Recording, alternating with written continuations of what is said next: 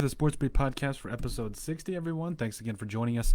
A lot of different things to cover today. Now, I feel like this is kind of one of those weeks where a lot is going on in the NFL, but at the very least, it's going to be very fun today. I'm really excited today. Tristan could not join us today. He unfortunately will not be here. He's not feeling very well. Migraines. I wouldn't know how that feels, thank God, but I know they're not any fun. So, actually, the Winter Warriors are playing for the state title against Bridgewater Emory-Eaton right now, so that's pretty cool. I'm kind of tuning into that game as we go along here. So if you guys see me freaking out, it's because things are going well. And if you don't see me freaking out, well, it's because I'm used to losing. Totally kidding. Anyway, so let's jump into this. There's a lot of different things to cover. But before we get to that, make sure those of you that watch us on YouTube to subscribe down below, leave a like and a comment as well. And just it helps people find the show. So we deeply appreciate those of you that choose to do that. Please leave a comment to let us know, if we got any of these takes wrong or what you think of it. So let's get started. So the first thing we're going to cover here is 3 teams that must win in the NFL in Week 10. Personally, I think there's quite a few teams that need this, more than 3, but I had to cut it down, so I felt that this was something that was a little bit tougher. I think it comes down to 3 teams. The Minnesota Vikings, the New England Patriots, and the Cleveland Browns. Those are my 3 teams. I'm going to start with the Vikings here. It starts with the Vikings.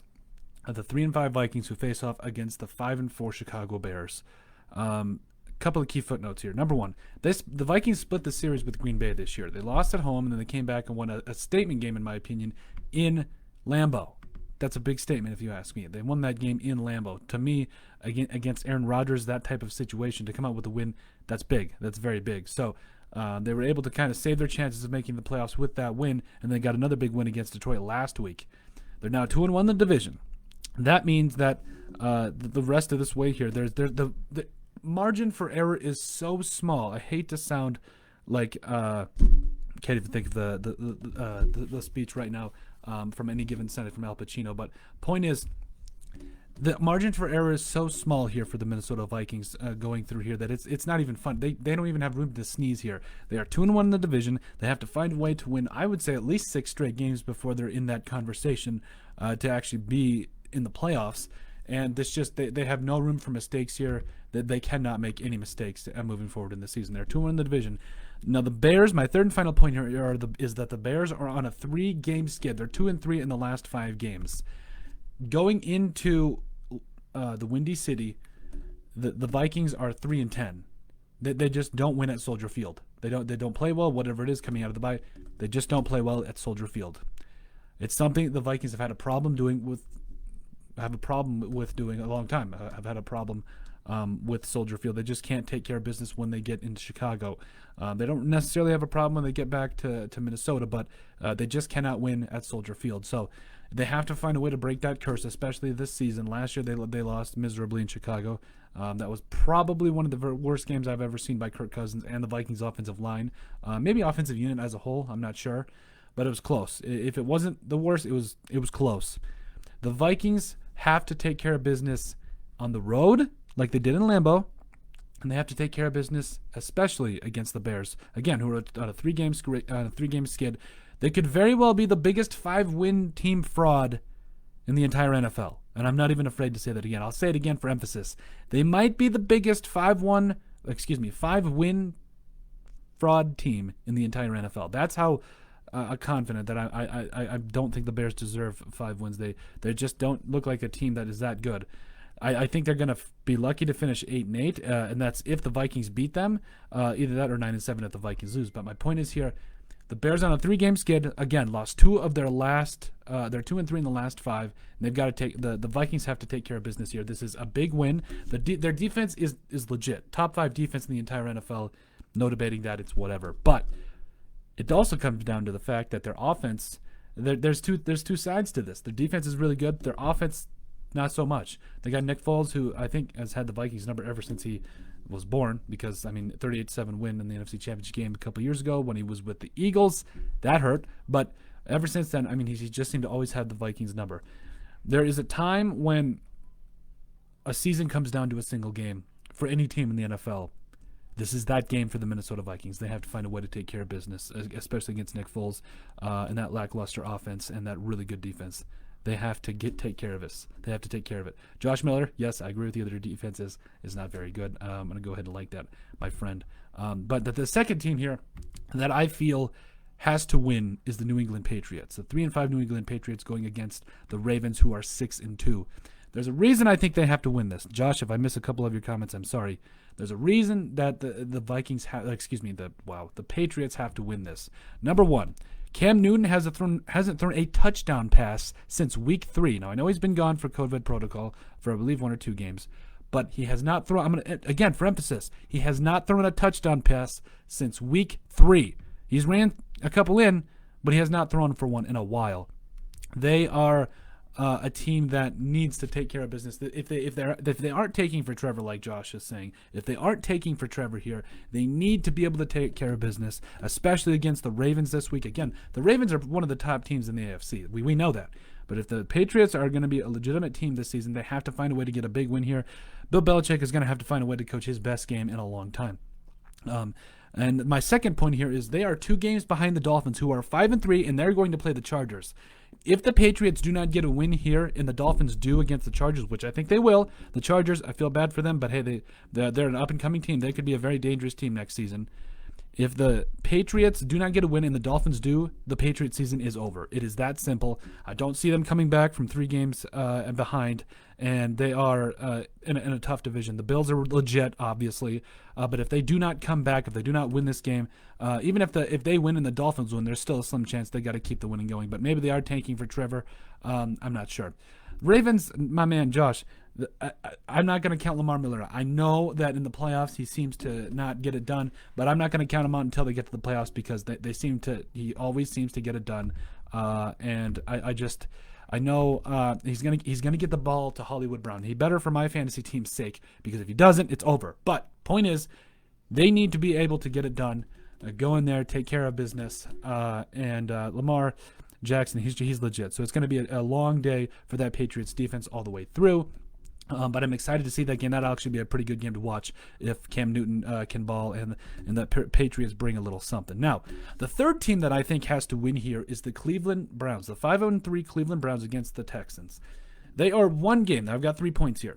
They are, and then 4 smaller points. Sorry, they are 1 game behind the Ravens and 3 behind the Steelers, who are, I mean, are they the team to beat or one of the teams to beat in the AFC? I mean, I know they've beaten a lot of no-win teams, but there's some amount of respect that's due for teams that can go ahead and just take care of business. I mean, if they would have lost to those teams, they would have been the laughingstock in the NFL. So they didn't, and they have been taking care of business.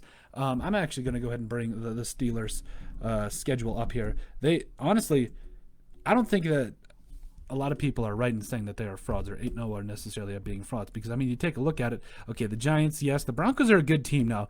I'm about sick of this. The Broncos are a good team, especially with Drew Lock playing the way he is. I'm getting so sick of people not giving the Broncos any respect because they've got so many good players on that squad. I mean, they're missing their best defensive player, probably one of the best defensive players in the nation, country, or whatever, in the entire NFL. They're missing him.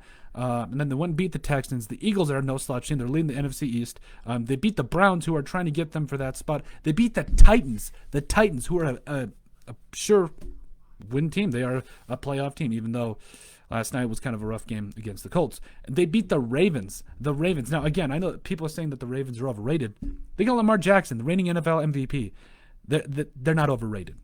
Now, have they been struggling offensively? Yes, but they're not overrated.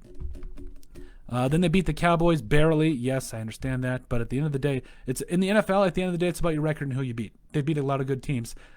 Put some respect on the Steelers' name. They deserve it. Now back to the Browns here, though. They are once again, they are 1 game behind the Ravens and 3 behind the Steelers. The Browns were blown out, by the way, by both teams, the Ravens and the Steelers. And it was embarrassing. We were questioning if this is actually a legitimate playoff team. I still think they are. I just think that they've got to get back to what they know, what they do right, and take care of business. Now, a couple of things to consider here. A lot of other teams are way more likely to make the playoffs here at this point, especially. In the East, you got the Bills and the Dolphins, who are looking very well. The Bills are probably one of the best teams other than the Chiefs in the entire AFC. And then in the South, you got the Colts and the Titans. I think the Colts are obviously going to come out of their division. The Titans, With last night's loss, it gets a little harder, but I still think they're going to come out. Pittsburgh and Baltimore in the Browns division. That's going to be the biggest game. Those are going to be the biggest two teams that threaten the Browns clearly.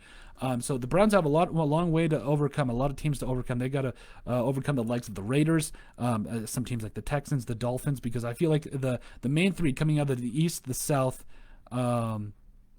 and the North and the West. I think you've got the Bills, the Colts. I think you obviously have Pittsburgh, and I think you have the Chiefs. Other than that, I say probably Titans and Baltimore.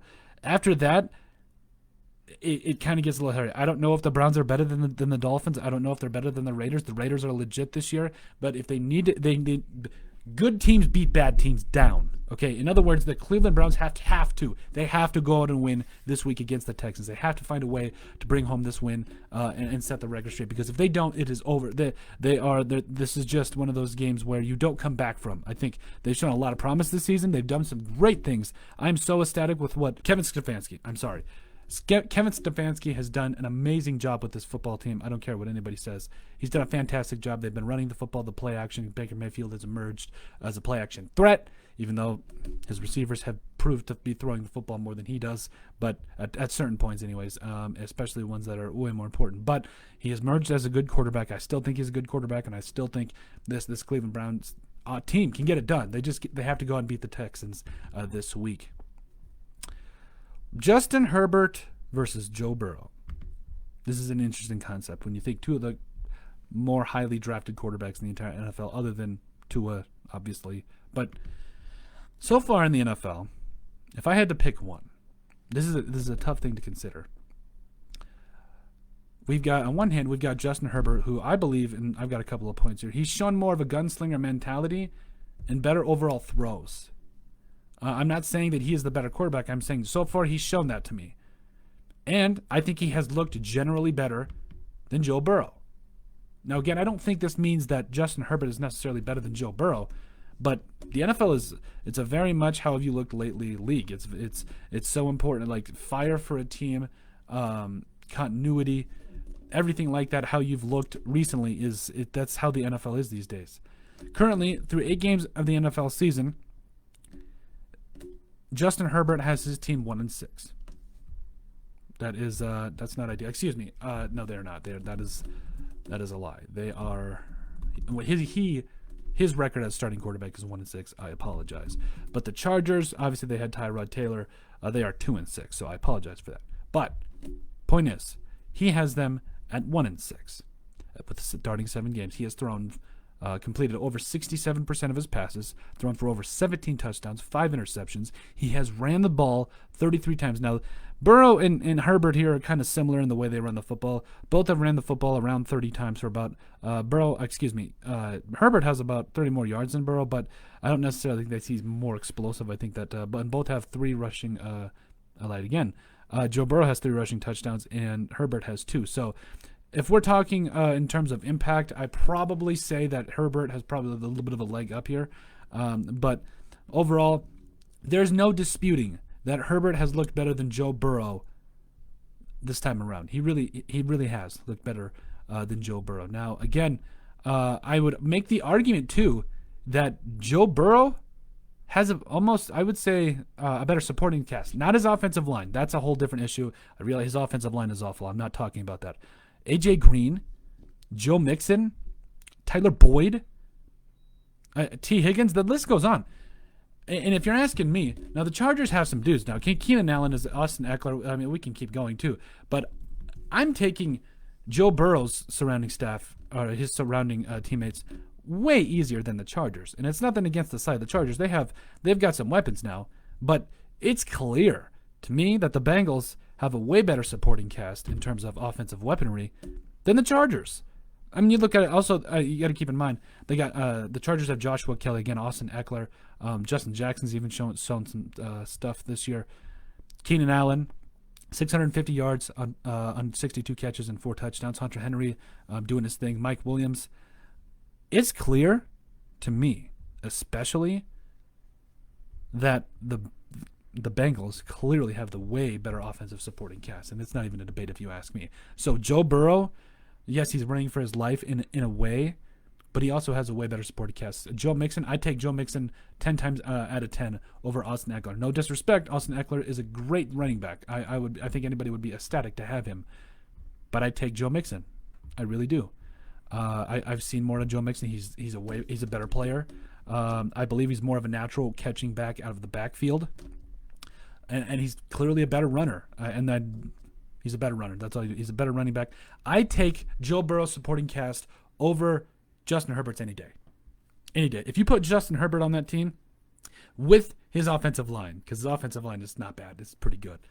If you put Justin Herbert's offensive line with that team and give him his own defense in San Diego, I believe San Diego's defense is better than the Bills, not by much at least, but I think that the Bengals with Justin Herbert's defense and his offensive line, that's a scary team.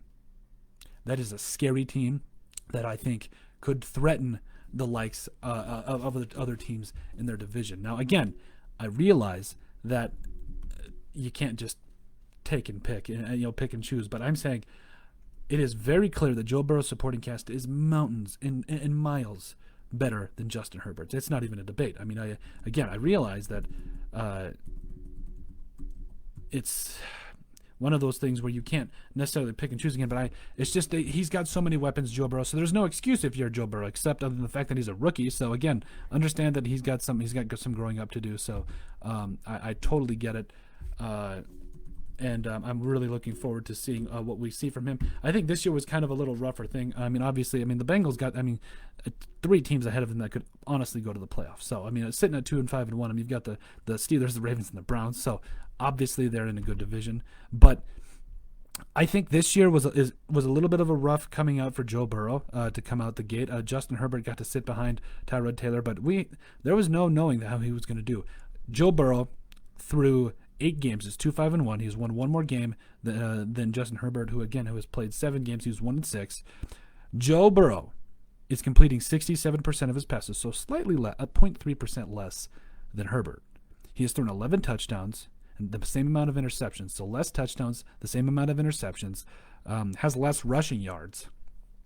And I think that it's indicative of, again, his offensive line gives him no time. I'm not even going to debate that. I know that's 100% true. That's true. But his supporting cast, Joe Burrow's supporting cast, is mountains better than Justin Herbert's, and it's not even close. I just had to say that. So right now, if I'm choosing in terms of quarterback play, I'm picking Justin Herbert. I know that it was a really long way of saying it, but he has shown to be a better quarterback. He's shown to take more chances, and they have proven to be better. He's got a rocket of an arm. He stands in the pocket. So right now, at this point in time, I would take Justin Herbert over Joe Burrow. Kyler Murray's case for MVP.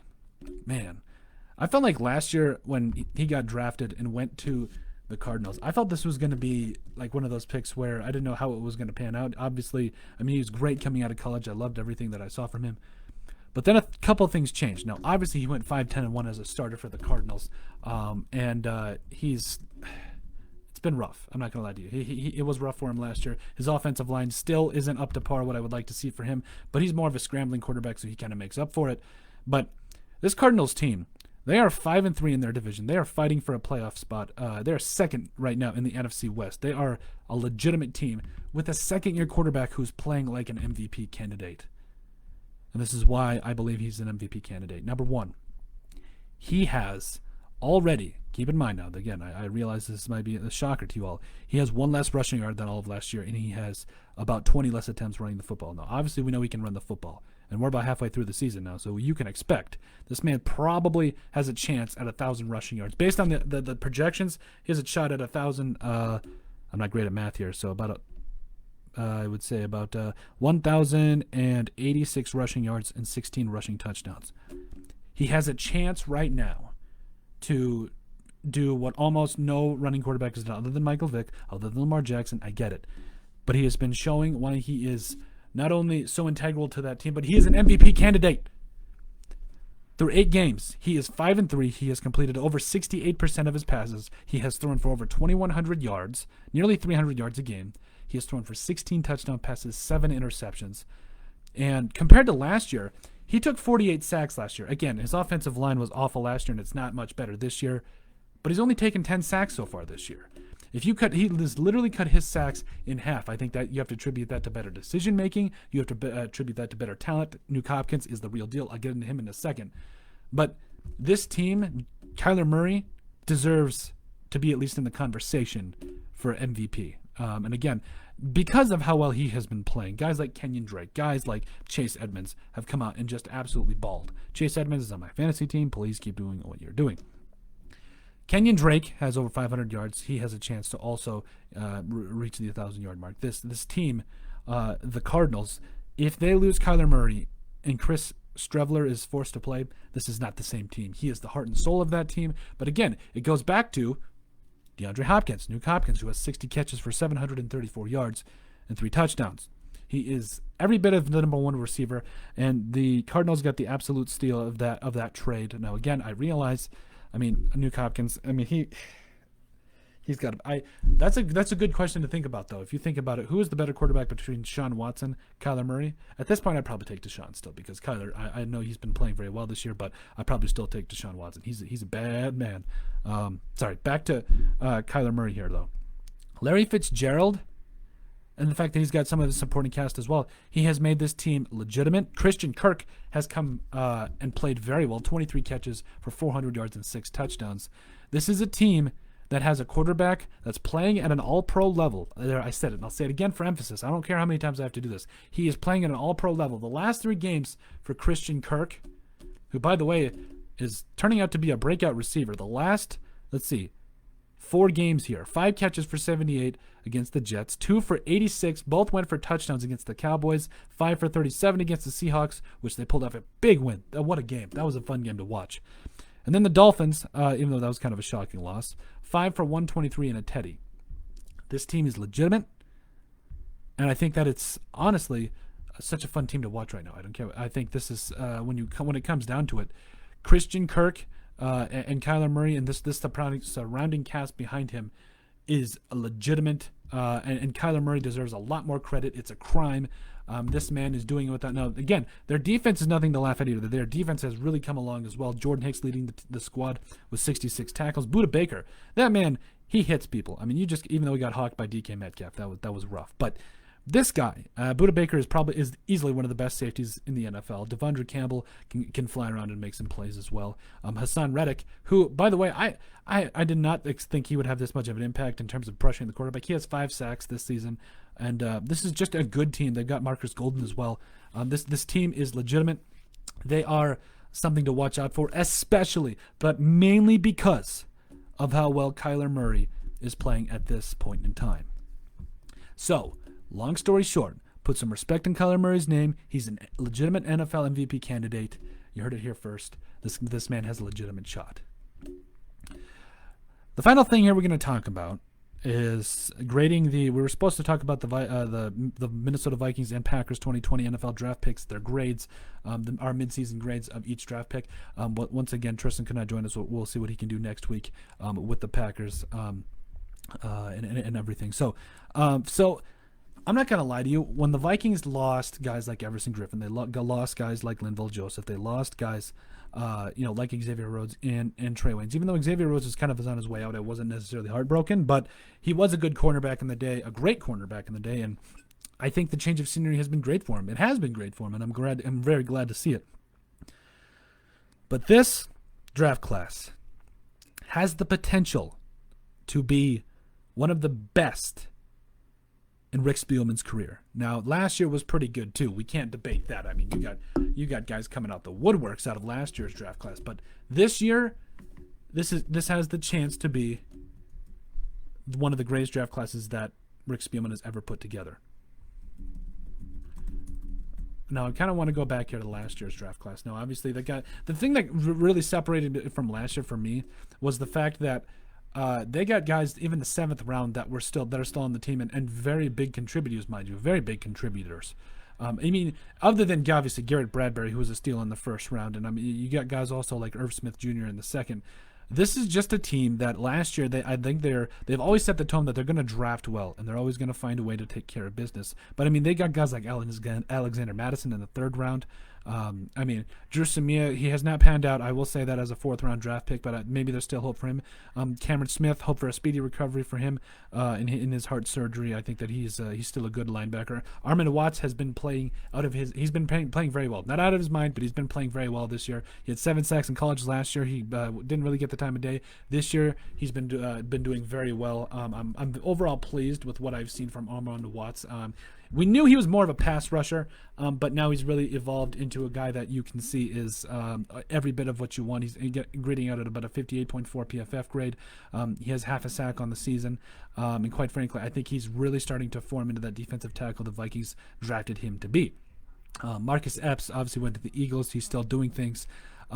Oli Udoh, I think this is the only draft pick from last year that you can make the case that truly deserves a shot, and he's not getting it. I think the Vikings could get something special out of Oli Udoh because he's just a man. I mean, 6th-round draft pick out of Ilan. I love this, his size, the way. If you want good tape, go back to Week 17 of last year against the Bears. He handled Khalil Mack. Now, I talked to a buddy about this, Brant Beckman. I talked to him.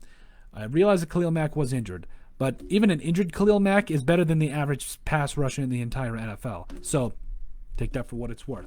Again, Oli Udoh I think he just needs a shot. Maybe he might get that with somewhere else, but I hope not because he's too talented. Chris Boyd, a 7th-round draft pick out of Texas, number 217. This guy, he's not been a world beater, but he has been reliable. He's been a guy that they can lean on. He's been made plays for plays when they need him to. And by the way, look up his wired against the Lions. That was actually kind of hilarious. Dylan Mitchell was the wide receiver that I thought was going to outplay everybody, but it didn't end up panning out. I believe he's still finding his way around the NFL.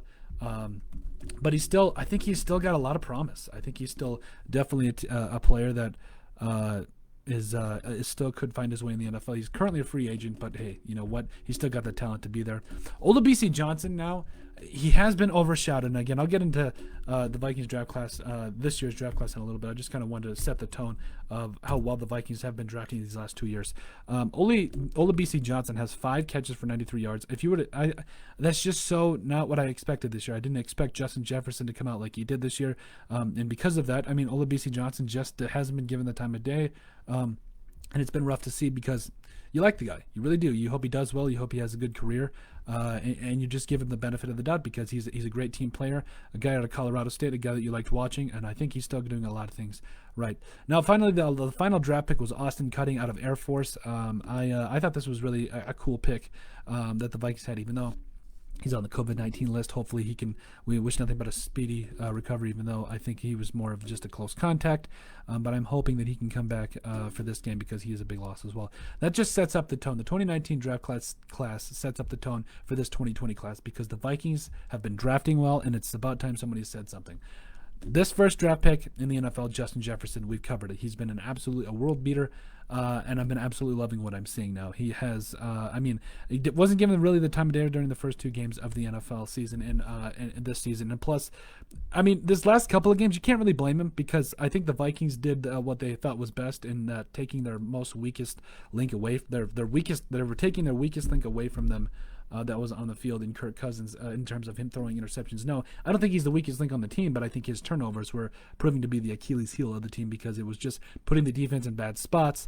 And quite frankly, I think it was just really rough to be a part of that. Just really rough to overcome because I think that this team is too talented to have to be in that kind of a situation. But so the first 2 games of the NFL season, he had 5 catches for a combined, I believe, 70 yards. And just not exactly what you thought you were going to get from a guy like him, but since then, I mean, he's just been. Look at this week after week performance against the Titans: 7 catches for $175 and a touchdown. 4 catches the next week in the win against Houston for over 103 yards. Now against Seattle, they probably kind of shut him down a little bit. 3 catches for his 23, but at the same time, they were keying on him, and Adam Thielen had a day, so I'll take that. Atlanta, 9 catches for 166 yards and 2 touchdowns. These last weeks, he's had 6 catches for a total of. Looks like 90 yards. 6 catches for 90 yards, 15 yards a catch. He has been balling. I don't care what anybody says. He's been absolutely incredible. 34 catches, 627 yards, and 3 TDs on the year.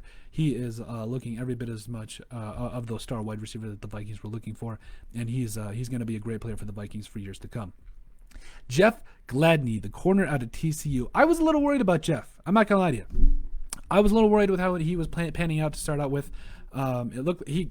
I'm not gonna lie. He got shredded against the Colts, even against the Packers. Not even. No, excuse me. That was Cameron Dancer. I apologize. But he just. It looked like it was going to be something that it was going to be a little rough for him. But he has rebounded very nicely this year. I have loved what I've seen from this man. He's grading out at a 60.8 PFF grade, and quite frankly, I'm loving what I'm seeing from him. He's a confident guy. Even if he does get beat on a pass, he's going to come back the next rep and just give you everything he's got. He's feisty. I think he's exactly what you're looking for. I feel like he's probably going to be more of a slot guy. He's a little on the shorter side,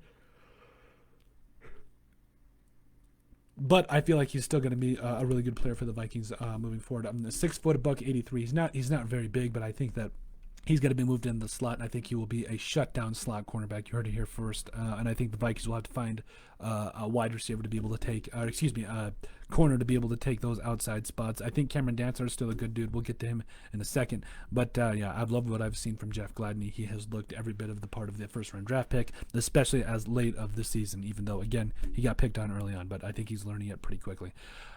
Second round pick, a 58, went to Ezra Cleveland, the offensive tackle out of Boise State. I was so frustrated the fact that the Vikings were not letting this man play from the beginning, because yes, he probably was going to play a tackle because Riley Reef is actually having a very good season. Good for him. Great to see.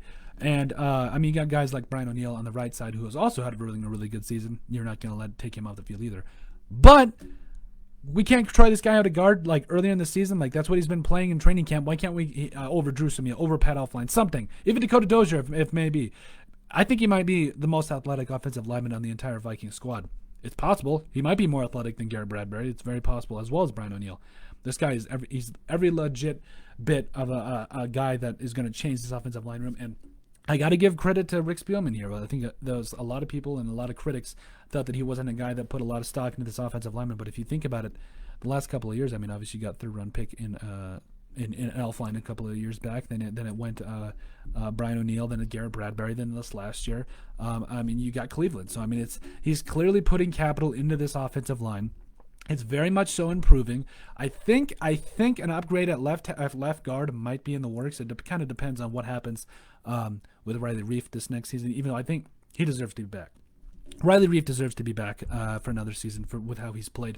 But Ezra Cleveland has been balling at right guard, especially these last two games against the Packers and against the Lions. He has been balling. Okay, so it's about time that the Vikings here find a way to get a guy in the field that deserves to be there, and he's just balling. So I'm loving what I'm seeing from a guy like Ezra Cleveland. He's been doing his thing, and it's been absolutely great to see now.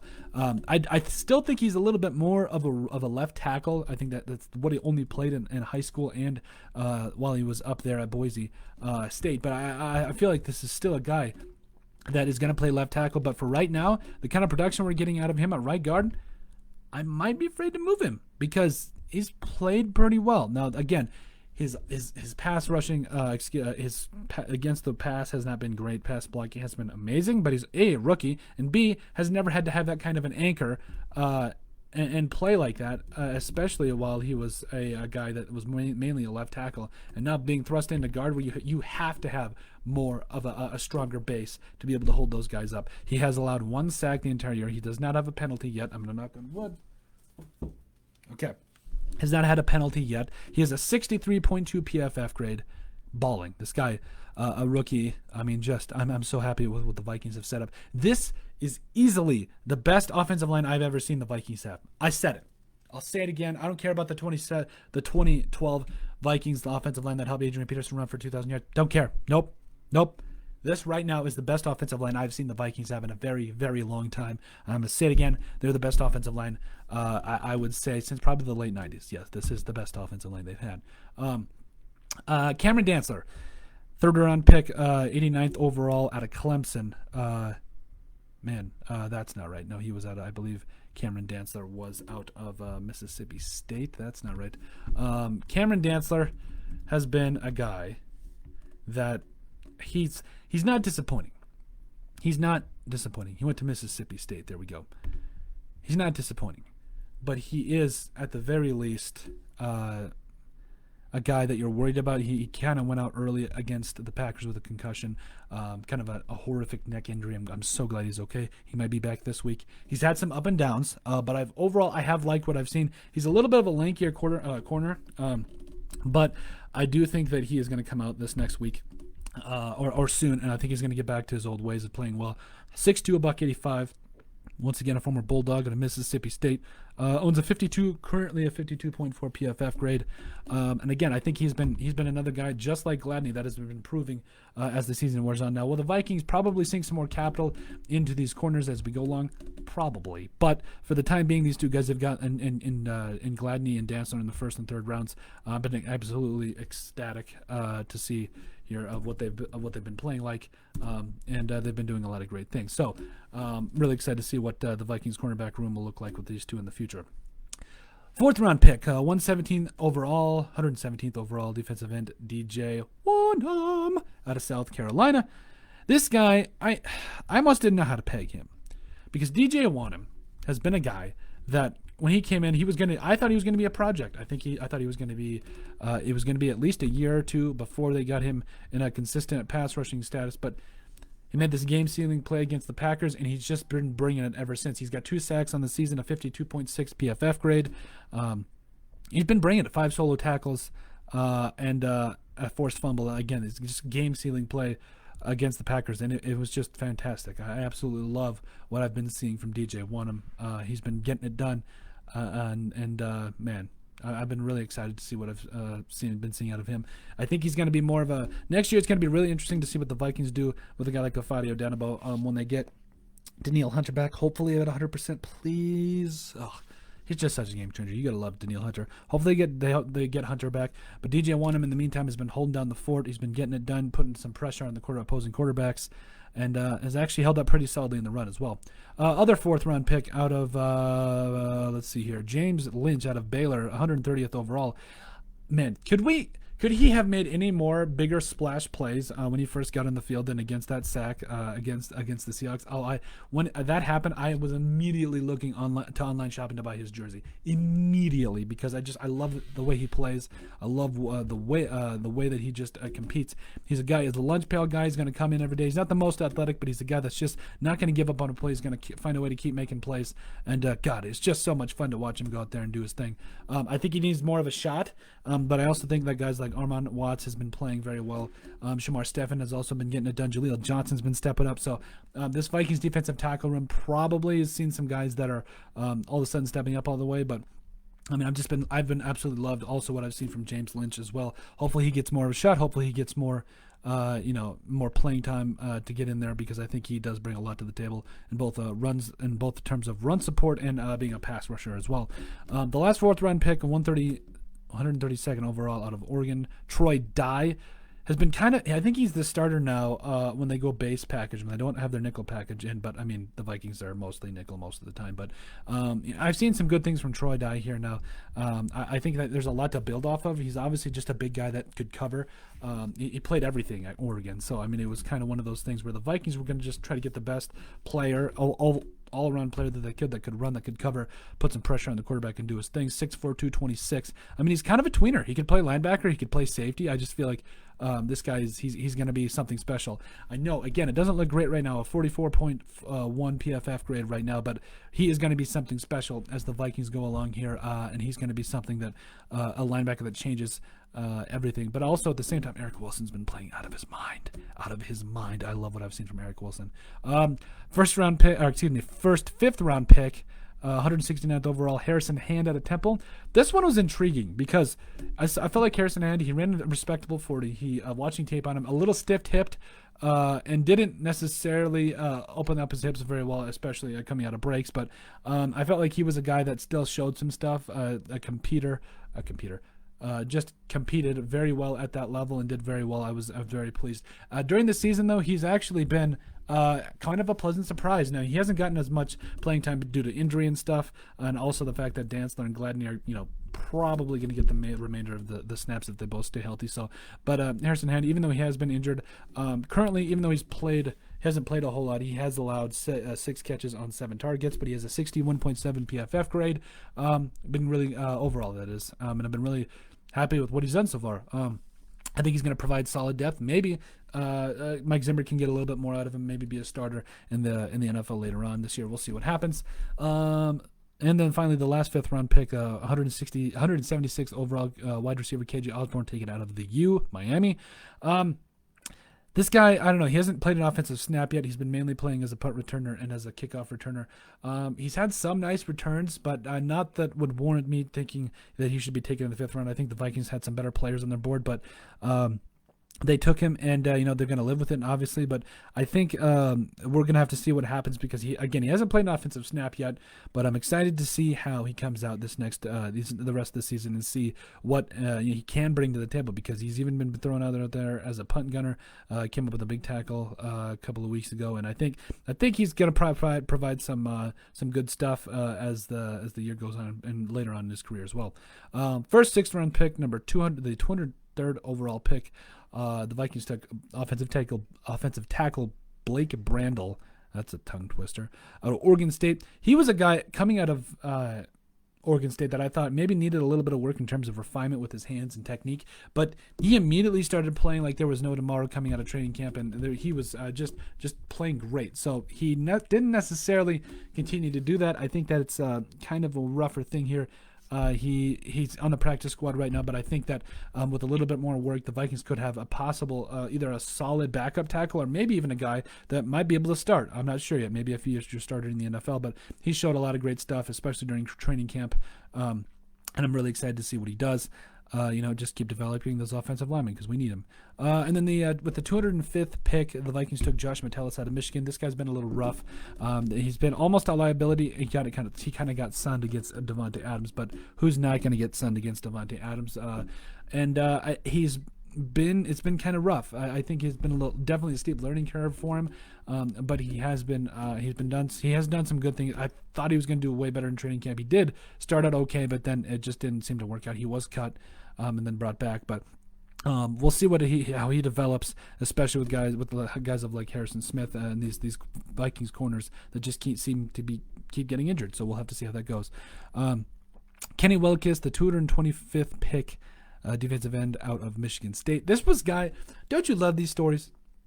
These Rudy, hard worker guys that just keep bringing their lunch pail that you don't think should make it, but they do because they never give up. Loved it. I think this guy, I'm absolutely ecstatic with what he's done.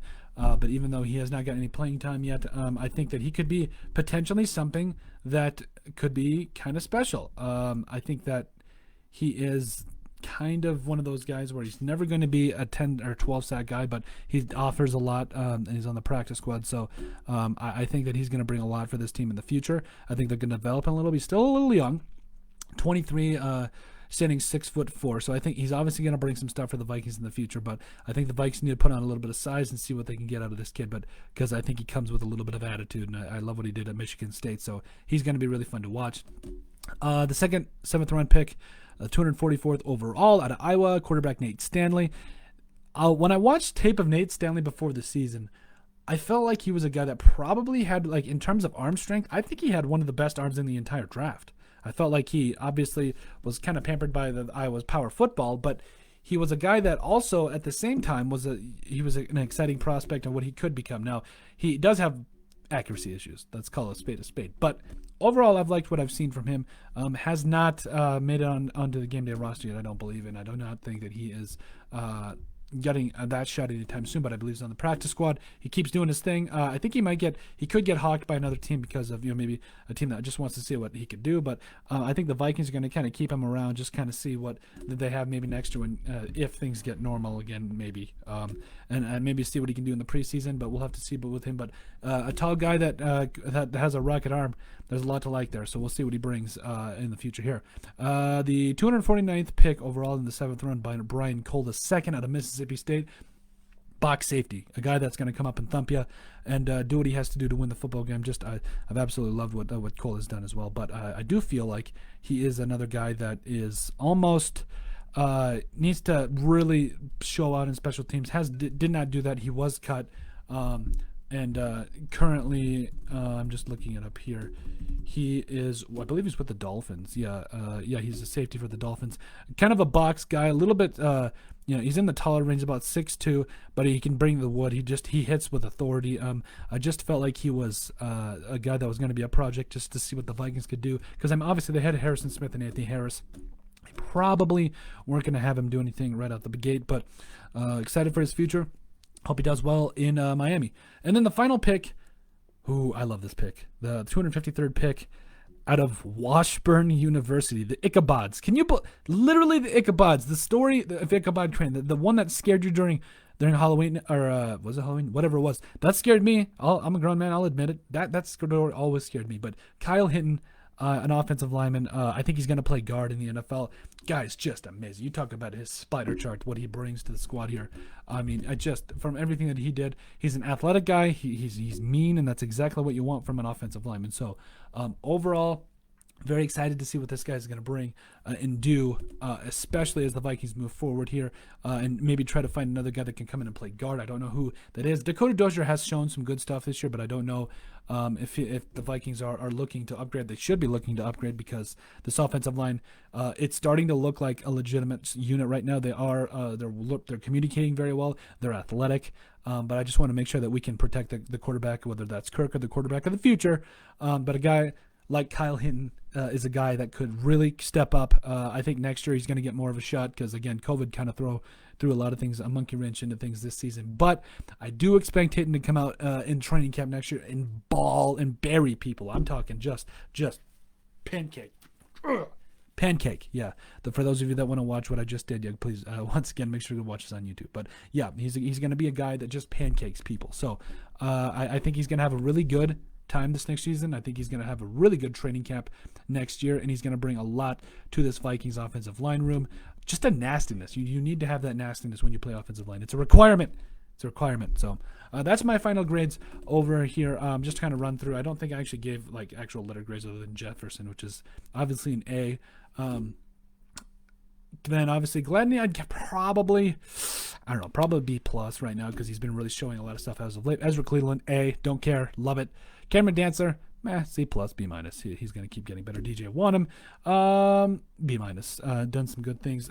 James Lynch, C plus, only because he hasn't gotten a lot of playing time. Troy Dye, probably a B. He's shown some good stuff, and I still really like him. Think he's going to do some great things. Harrison Hand, limited time, give you a B. You look good.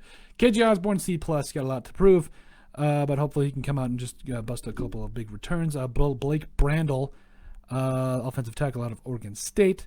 I'll give him a C+. He looked good in training camp. I think he's going to provide a lot of stuff, a lot of value for the Vikings later on. Josh Metellus, this one's rough. C-. I think it's been a little rough for him coming out. Hopefully he can figure it out and find a place on this Vikings squad. Kenny Willekes, C. I mean, the rest of these guys are most likely going to be C's because we have not really seen a whole lot of them. So, Nate Stanley, C. Brian Cole is C. Obviously, even though he's with the Dolphins. But Kyle Hinton, I give C for like right now. But potential-wise, I give him an A because this could be a guy that really comes out and does a lot of great things for the Vikings in the future. But let me know what you guys think about my grades, my takes on what I think about the quarterback situation between Justin Herbert and Joe Burrow, the teams that need to win this week in Week 10. And also Kyler Murray's case for MVP. Put some respect on his name. You heard it here first. But once again, thanks to all of you for watching. Make sure you guys leave a like, comment as well. Those of you that watch us on YouTube. It's Friday, by the way. Friday. I forgot. That's on me. But I pray that everybody has a safe and wonderful weekend. Takes it easy. Does their thing. Watch some football. Let me know what you guys think. So once again, remember to like, subscribe us on YouTube. Also check out our website at the sportsbriefpodcast.com. And if you have any questions or anything else that you would like us to cover, please send those to the sportsbp@yahoo.com. Once again, that is the sportsbp@yahoo.com. But we're going to get out of here. Have a great day. Have a great Friday night. And go take care of business.